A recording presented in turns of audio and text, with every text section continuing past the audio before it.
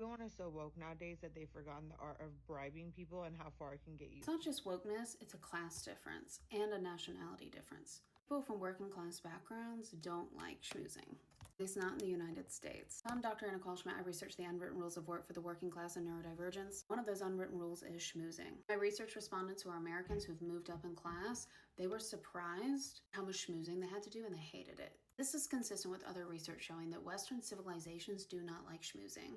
At least on the surface, they pretend to, because obviously I found class differences, right?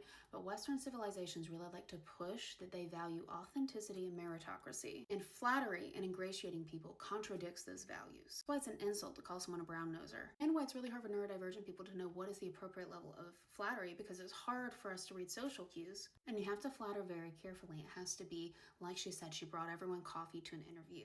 If it has to be enough to be noticed, but it can't be so much that you come across as a brown noser. From working class backgrounds in particular have strong Protestant work ethic beliefs, meaning that they value work for the sake of working and find dignity and virtue in doing so.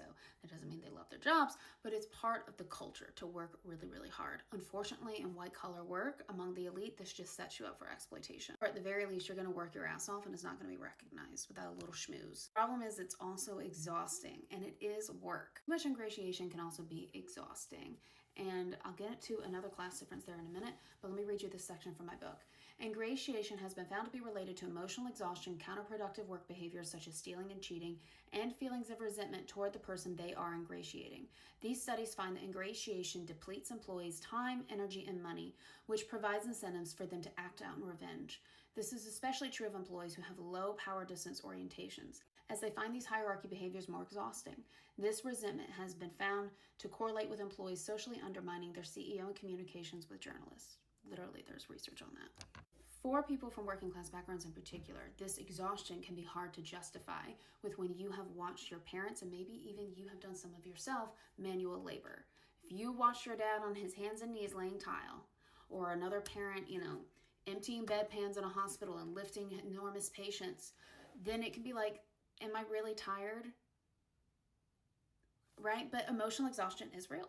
It doesn't have to be a comparable exhaustion to be valid. But a lot of people from blue collar backgrounds really struggle with this. My advice to my clients when they're struggling with all the schmoozing is do whatever you can to try to make it as authentic as possible. I have a coaching client right now who we do like our weekly check-in on, where did you schmooze appropriately this week? And she'll say, I could not bear to tell him that he was doing a good job when he couldn't. I was like, okay, that's fair. And she's like, but I told him I can understand why he feels that way.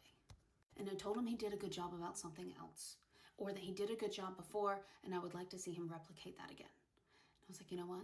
That's progress. And that's authentic. Just because you know how to lay on a little schmooze doesn't mean you don't hold people accountable. Sent my book edits back to the editor for round 2, so we should have a release date soon. You can get a free chapter for my book in my bio if you want to check it out.